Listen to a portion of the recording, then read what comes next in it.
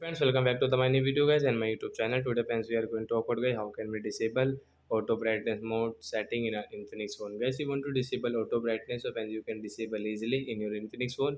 In this video friends I will show you how can you disable your auto brightness in your Infinix phone. So friends, you want to disable your auto brightness mode setting guys, you can disable in your Infinix phone. Now guys, let's start the video. First of all guys, we will on our phone setting to disable auto brightness. Then guys, scroll. Friends, you can see your display and brightness setting guys. Click here. As you can see your adaptive brightness means auto brightness guys. Tap here. Friends, you can disable from the right side this icon guys. You will have to click here.